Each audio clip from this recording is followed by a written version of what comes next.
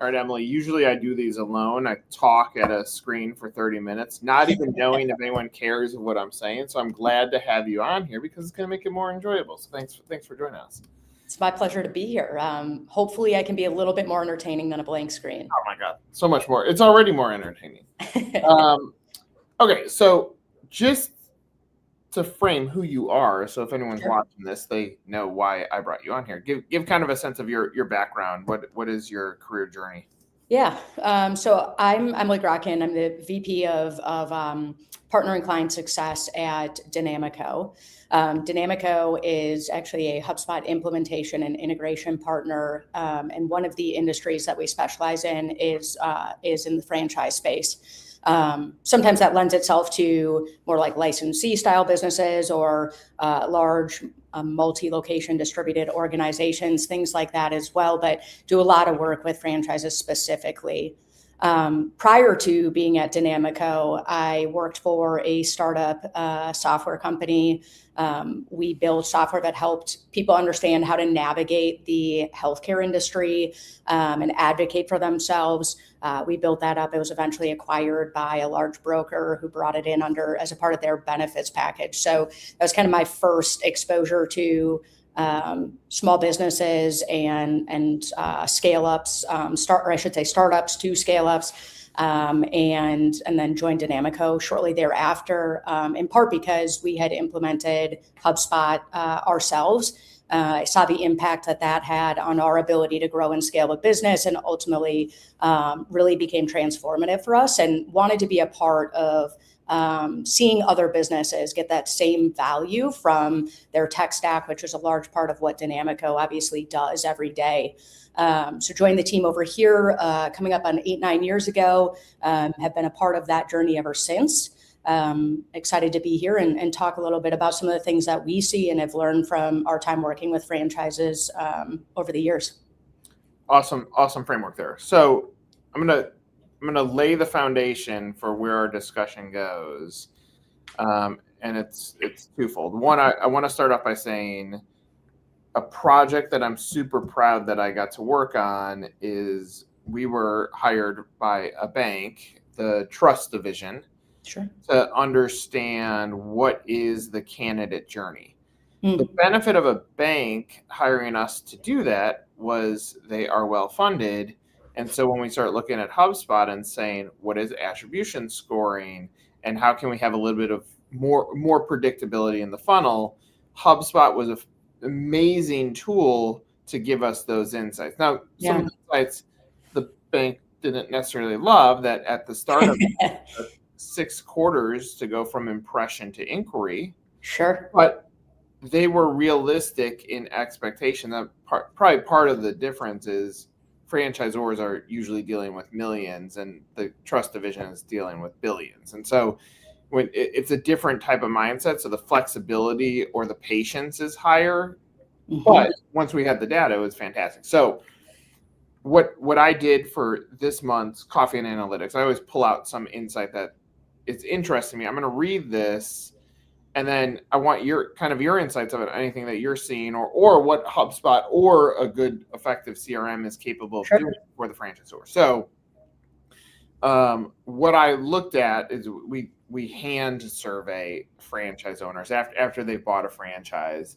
And one of the questions we've been asking now for the last 5 years to build up this data is how much time does it take you to go from impression to inquiry? And among that, we're trying to see, are there interesting insights from a media standpoint or something from an online footprint that a franchisor can leverage? So the 5 things that I took out of looking at the surveys from this year: podcast. One person said, I learned a brand after seeing CEO on a podcast. And this came up multiple times throughout the journey. And what's interesting is I think back to franchisors saying, well, where should I spend my energy? And they're like, that podcast only has 3 listeners. And my argument is, when I say how many leads does it take to get a deal, most say 100, 150. I say, no, 1. It takes 1 lead. And so when you micro that down, so we have a client, Sweat House, we're doing an assessment with them. I said, where did the organic growth come from? And they go, our CEO went on podcasts. Story. they engaged and they bought in. And so as long as obviously the audience is qualified people, then it's good. Number two is webinars. This came up several times. And most of these were long lead time leads, meaning they were sitting in the funnel for a long time and they saw a webinar and it changed their perception, almost like a podcast. TikTok, someone said I looked at TikTok day in the life video and got excited about what it could look like for me to be a franchisee. So that came up. Gemini, ChatGPT, I went back 12 months, didn't show up at all. Now the consistent flow of that showing up. And to prepare you, I'm curious if what you're seeing is HubSpot able to extract that as a part of attribution. Four walls, meaning they talked with franchisees or they were customers first and continue to just wonder what it looked like to be a franchise owner. And so those are hand-pulled insights. Obviously, with the right CRM tool, which is why I was at the bank, I was able to see the magic of what it would tell us. What's kind of your feedback on any or all of what I just said? Yeah, I mean, so I think something that's really interesting right now is watching the evolution of what is impacting a business, where leads are coming from, and that impacts not only franchises but any industry under the sun. And in large parts, I think what the reason we're seeing such a fast evolution right now is because of the advancement of AI. If you have a solid CRM tool in place, it should give you that attribution level reporting, give you visibility into the sources of, that are helping you to generate leads. And as a little bit more nuanced detail, HubSpot can actually attribute to AI tools now, which is great. It's been a little while since we've added a source like that in the HubSpot attribution values. And so it's great to see that coming through. But I think it's indicative of the impact that AI is having, and how quickly we have seen people go from, Google or some type of internet search to leveraging AI to find answers to really important questions. And that is an opportunity for businesses, obviously. If you can optimize your website for AI, you are more likely to be found, and you will start seeing that attribution to AI, whether it be ChatGPT, Gemini, whatever LLM you might be using. We're starting to see more and more leads come in from that space. And I think that evolution is going to continue to, we're not at the end of that yet. We're just scratching the surface of the impacts that AI is going to have, both in terms of where we're seeing leads come in, but also how we're operating as a business. But there's a lot of other things, key data points that I think you can take away from a CRM or system. And I know this is a little bit different than maybe what you were getting at, Nick, but whether you're looking at this as like a franchisor, if you are a corporate office of a franchise, home office for a franchise, you're focusing a lot on a couple of things. Number one, bringing in new franchise owners, selling new units, and also helping your existing franchise owners to grow their businesses and to perform at the highest level possible. And I think that depending on which of those two scenarios is more important to you, are you focused on really improving underperformers within your existing franchise base or bring on net new? The metrics that you care about may differ slightly, but leads and where they're coming from are going to be important for both of those, as well as for your individual franchise owners. So if you're a franchise owner, you care a lot about where your leads are coming from. Some of those may be coming from corporate, others may be coming in through other marketing initiatives, but there's no doubt that AI is having an impact and increasing the number of leads that we're seeing the number of leads we're seeing come from AI is increasing. And if you have really solid CRM data structure in place, you'll be able to get at that attribution, look at where are leads coming from, and maybe equally importantly, where are they not, and make better decisions around where you're investing your money and how you can drive better performance of the business, both because you can see where your leads are coming from, but also get into other nuances like, what is our time to close? What's our time to get a lead into our pipeline? How long does it take to get them through our pipeline, whether that be a potential franchise owner or a lead, like a more of a consumer lead side of things as well. So a lot of different ways that you could slice and dice that data, but absolutely something that we're seeing change with the evolution of AI, and anticipate that we will continue to in both where leads are coming from and how the business grows. Yeah, I'm gonna ping pong some responses. You can respond to mine. So a few things that I heard there. One is I totally agree on where AI is going. Here's if I'm predicting the future, it's going to be similar to SEO. All these brands over-indexed on blogging on their website, but nobody cares when someone says I'm great. If you walk in a room and say I'm the best ever at a franchise trade show, most likely nobody's going to use you. What works is the referral base, and so like I'm thinking about like AI right now is if you're like, hey, am I smart? AI is like, oh, Nick, you are a genius. Well, eventually it's going to start saying, you're smart in these areas. Here are the things that you need to work on. And so I think content into AI is going to be essential. Mm-hmm. One thing that has always bothered me, and I think this is part of the magic of a HubSpot or an effective CRM, is that Client X is like, we get no leads from Facebook or we get no leads from LinkedIn. And I say, well, let's look at the buying behavior. So right now we're at 6.4 months it takes to go from impression to inquiry.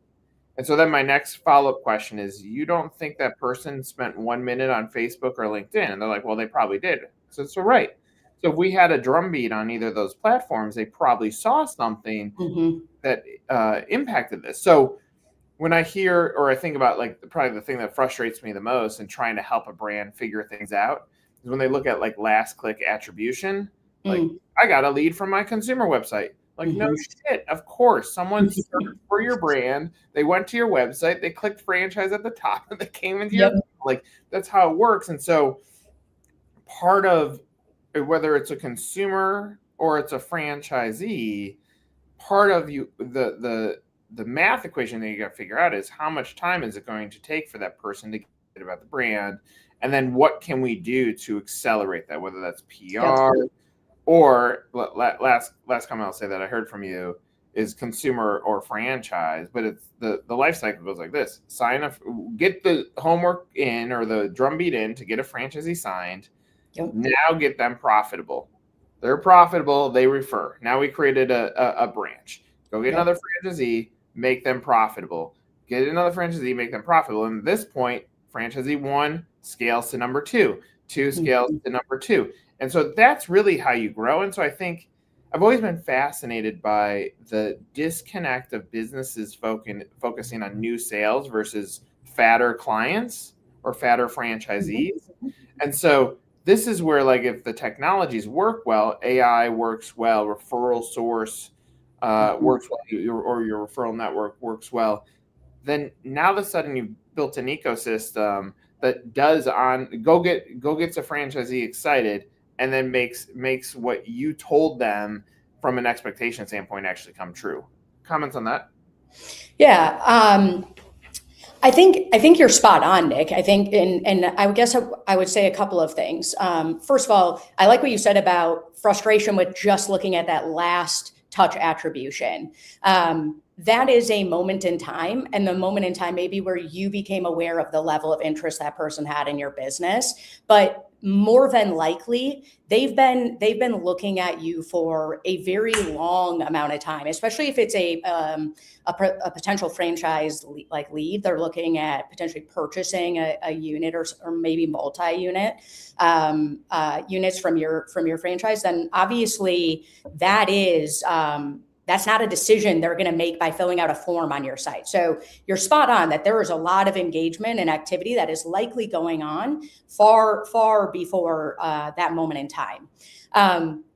A solid CRM system that is integrated with some of the different channels you mentioned, LinkedIn, Facebook, et cetera, should give you visibility into that engagement prior to that moment in time. And taking a look at other attribution curves can be really helpful, first and last touch. linear, different things like that that show you how people are engaging with you over time. Having visibility into that is helpful because it helps you better understand how those other activities that may not seem directly relevant. It's not the point where they actually convert, but it's going to tell you a lot about how often they're engaging with you. Where are they finding you? On what platforms are they engaging with you along the way so that you can identify where to continue to spend time and maybe where it's less important. So totally agree that there's a heck of a lot more going on than that last touch point that actually converted that lead, and paying attention to and having context and visibility into that engagement is super critical, to really understanding where and how to show up and to be engaging with people that you may not actually even have on your radar quite yet. So I think that's extremely critical. As it relates to, so that's, I guess, the attribution side of things. The other thing that I would say is that you're right that point in conversion, you get a new franchise owner. Great. Now we want to get them profitable. I think you're spot on with your referral channel too, though, because I talked a little bit about the impact of AI.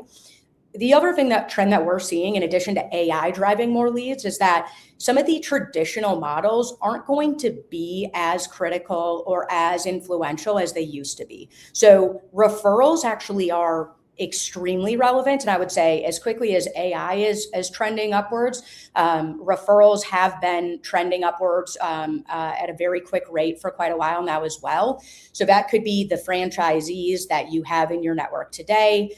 It could be that you have the actual consumers in your network. Both of those things are going to play a critical role in the growth of potential franchise owners that you're trying to bring on in the near future, but also for the performance of them once you do and the growth that they see, the leads and the consumers the consumer leads that you're generating for them. And so referrals along with AI are also going to play a really critical role, again, both in getting new franchise owners and helping to drive consumers in their door.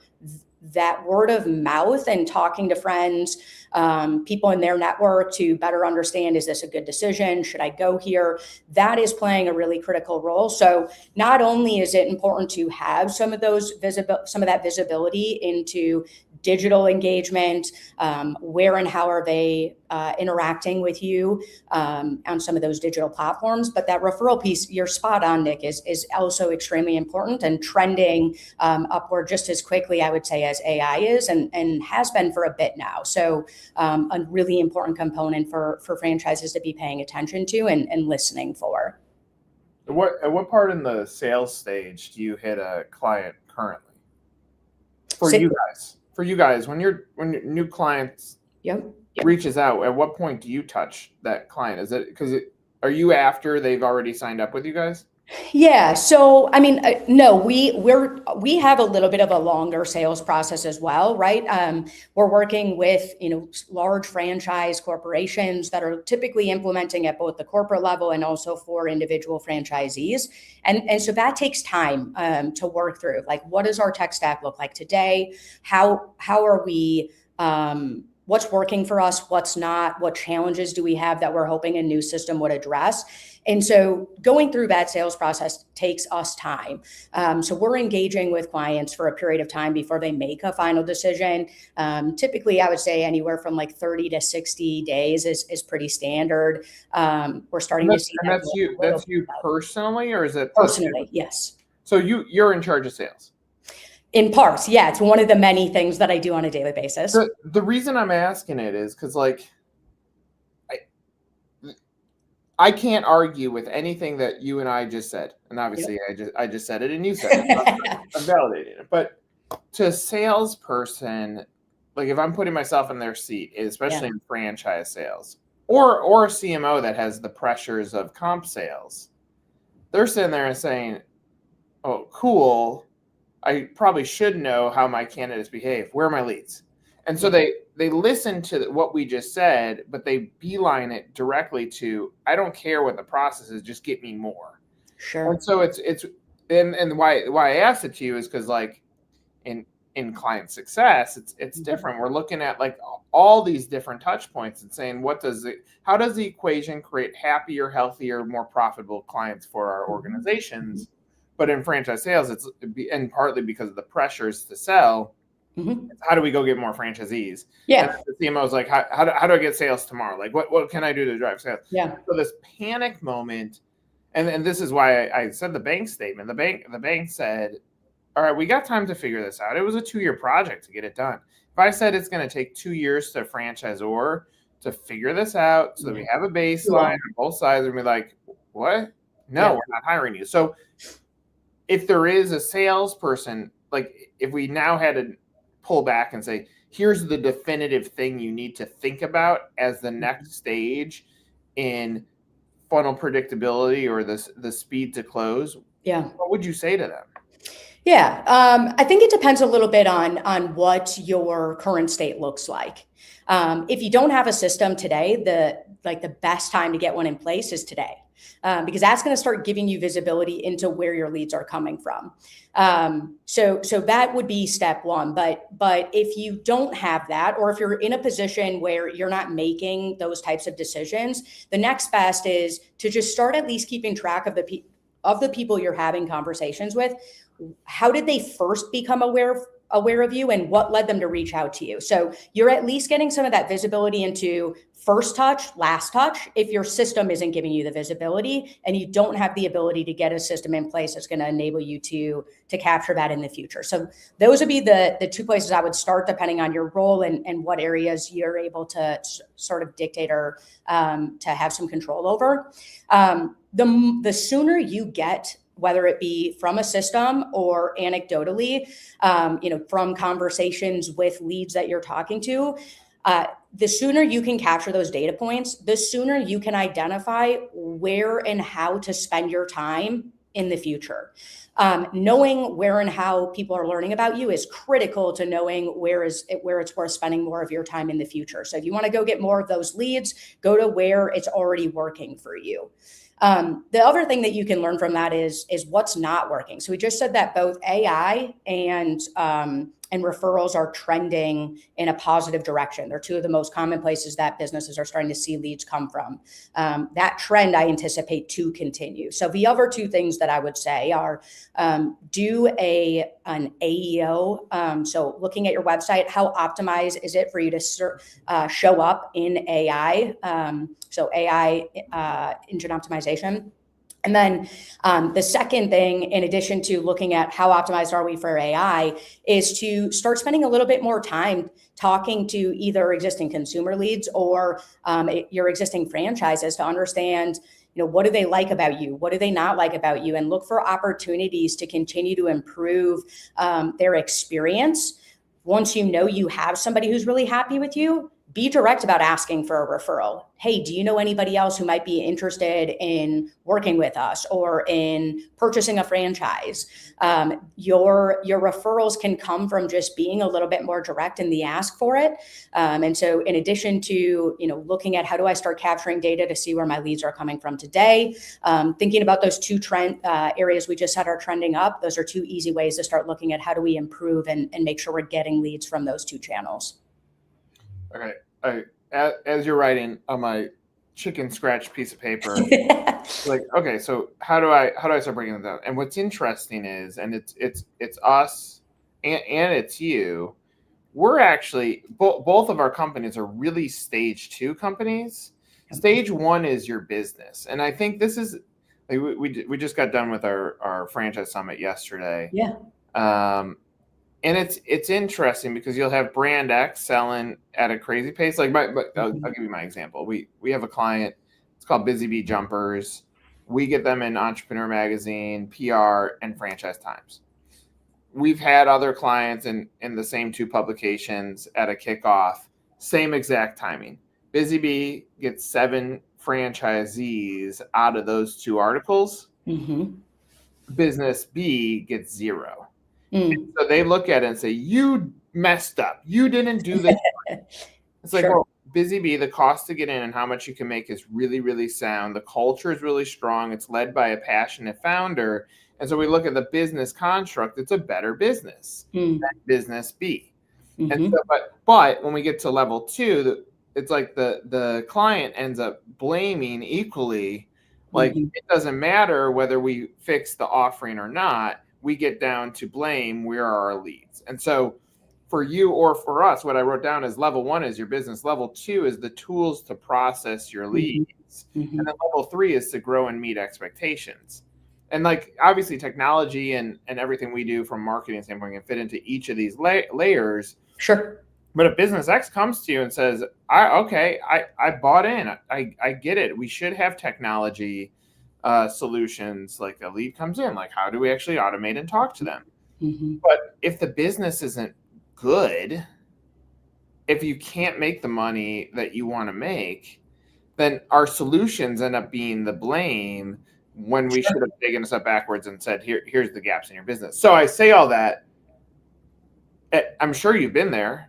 What, like I want to shake the client moment. What do you want to tell them when they come to you for the reason they're not growing their business? Yeah. I mean, listen, we definitely have had scenarios where we've seen some of that, or where blame is maybe misplaced. That being said, I would argue your system can also be a helpful way to gain visibility into that. So are you self-aware enough to know that we have a business problem? Maybe yes, but maybe not. And so getting feedback on, what is the client experience, CSAT, NPS, automating the request for those things to understand what somebody's experience is like when they're engaging with you. Those are things that your CRM can enable you to capture feedback on as well, to know if you've got a level 1 problem like you were alluding to, Nick. Unfortunately, being in the consulting business, it's not always easy, especially as like a systems implementer, to come in and say, listen, we're not the problem, you're the problem, right? No one wants to hear that. But there can be misplaced blame. And in fairness, you could argue the opposite just as quickly. And a lot of times that's what customers are trying to do. The best way to know where your problem lies, is it in level 1 or is it in level 2, our systems and things like that? Get feedback from your customer base. That is going to tell you everything you need to know, maybe things you didn't want to know, but that you need to know about what you've got to fix in order to grow the business. We've talked a little bit up to this point about that being, the areas that we're going to try and generate leads, where and how we're positioning ourselves, how we're engaging with people who are interested in our business. But that can also be people's experience engaging with your business. Capturing data on that can be equally beneficial.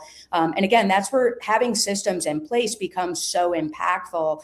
You can capture that data. You can apply that data by looking at your data insights and saying, okay, where are we performing? Where are we seeing our business underperform? And make strategic decisions on how you address that or apply that, what the data is telling you.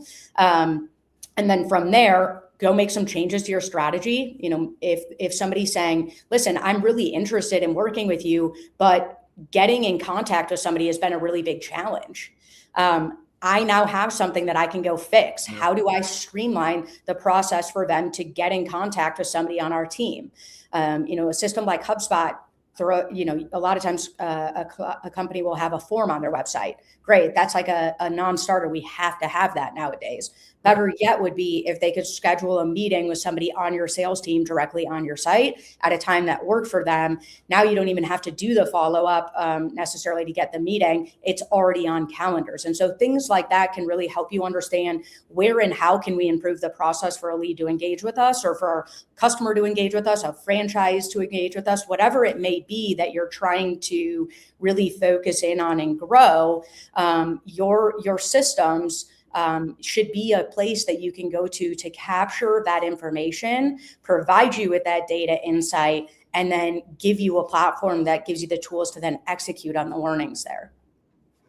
I just wrote down deaf business operators. I mean, ultimately, what we're talking about are solutions to solve the deaf. Yeah. Because I think, and look, I think a lot of businesses, they limp into franchising, undercapitalized, and so when you look Mm. at capital investments, technology might be kicked down the corner. Yep.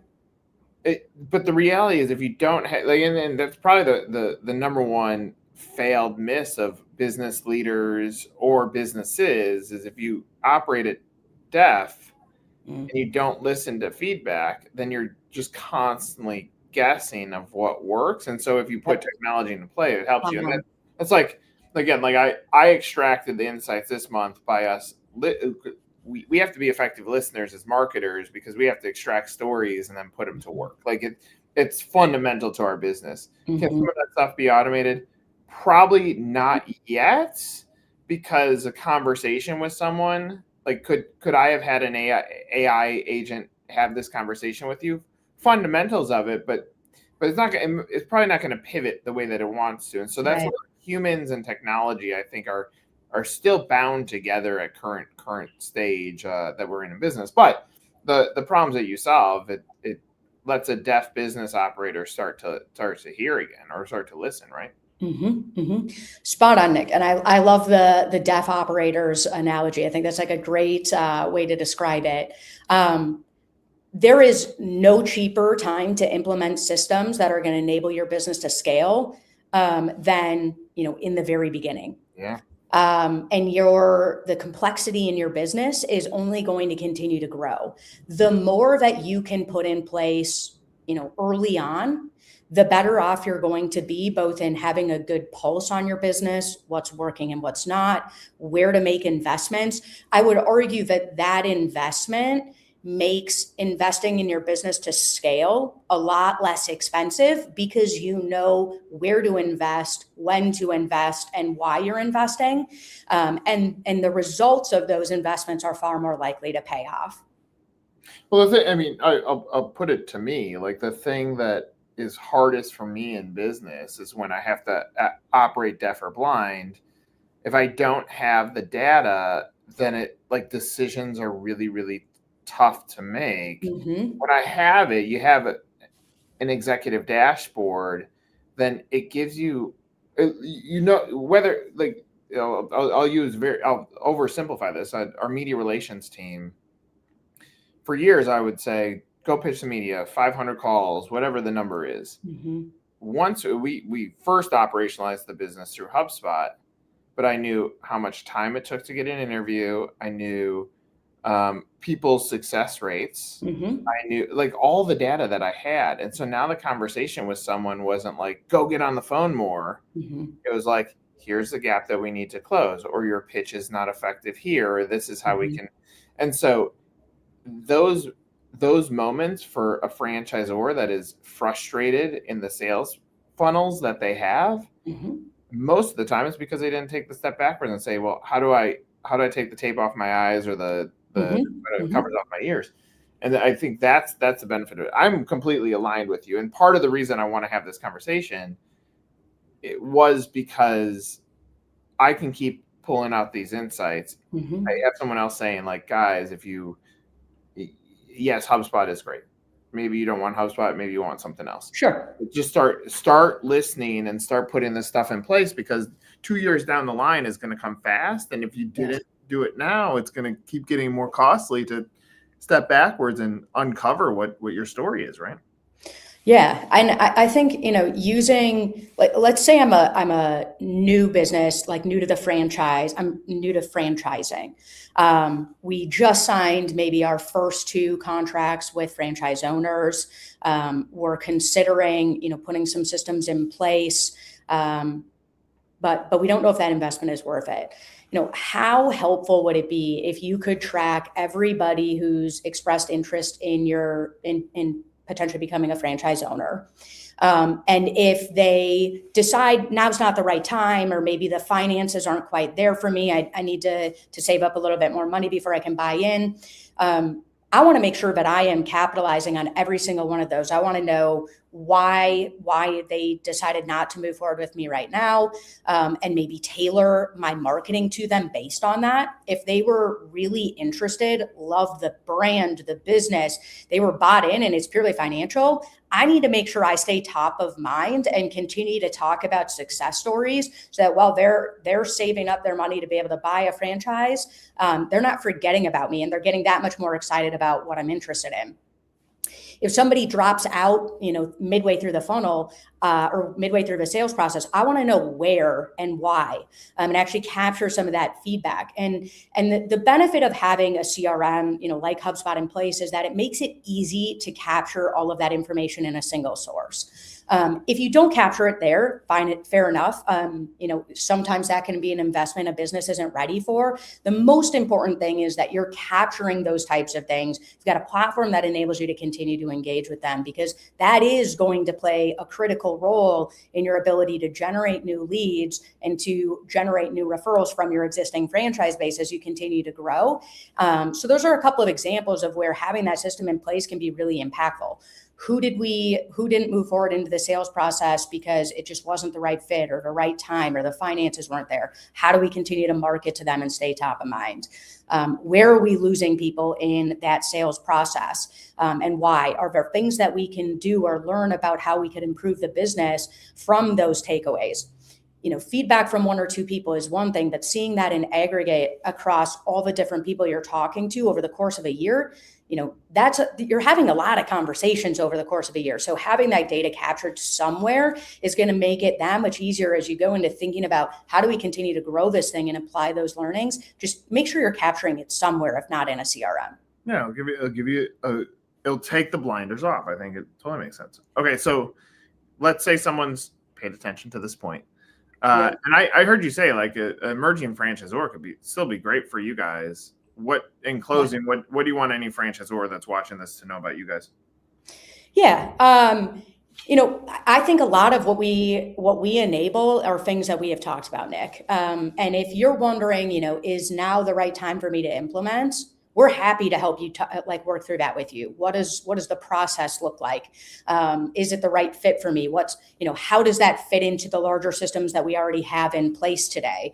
And when I say systems, in this case, I mean software, technology systems, as much as the systems actually running the business, your processes, the operations, all of those sorts of things.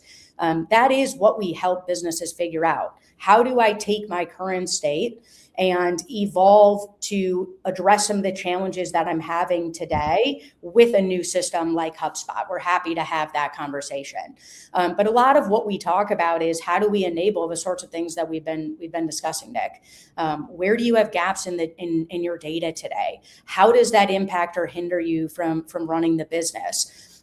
What processes are slowing you down, are inefficient, are pulling you away from highest value activities, which I would agree with something you said a little bit ago, Nick.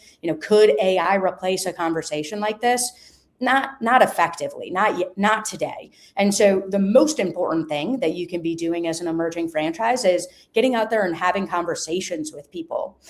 We want to think about how do we make your systems continue to work for you while you're doing that. Free up more of your time to spend your time on that. So we're looking at, where do you have gaps in data? What challenges do you have today? Where are there inefficiencies or like administrative processes that are just taking up too much of your time? And design a system and implementation plan that's going to address those things for you. So if you're sitting there thinking, is now the right time or should I do it later? We're happy to look at that and have that conversation with you, or to help you understand, where and how a system could really be impactful in the business in the context of your current situation, what you're trying to do, what your growth goals are, and help you have some clarity around what a system could do. Yeah, I'm completely aligned on what you guys do and the problems you guys solve. I think I wish franchising in general put this into the foundational work of how you become a franchise. You have an ops manual, you have an FDD. That's usually what's handed off, but I think the tech stack ends up being essential. And then the last thing I'll say is we did a panel yesterday. I had two guys on. Both have gone from zero to accelerated franchisors, and they're doing it again at the brands that they're at. I said, all right, now that you know what it feels like to go from 0 to 100 units, you buy a brand today, what would you do? And they started talking about tech stack. They talk about foundational elements. I said, great. Before you're ready to now get this business going, you've bought it today. It's a 100 unit stalled out brand. What's the timeline to get like things going? They both said 2 years. So I say that because I think we have like these knee-jerk reactions that everything will be done and perfect in such a fast period of time, and life moves fast. So there's a reason why we feel those things. But sometimes if you take a step backwards and say, let's get some of this stuff right, it's going to give you the tools to go. So Emily, I'm grateful that you gave me some of your time. Thanks for doing this. Happy holidays. Thanks for being part of, and we just talked for 40 minutes. I didn't have to talk to the screen, so it was great. I appreciate you having me on, Nick. Happy holidays to you and everybody watching. Excited for all that's to come in the next year. I love it. And last thing before I go look at the LinkedIn comments, because someone has asked you to reach out. So you already have someone that wants to talk to you. So love to see it. There we go. Thanks, Nick. All right. See you guys. Take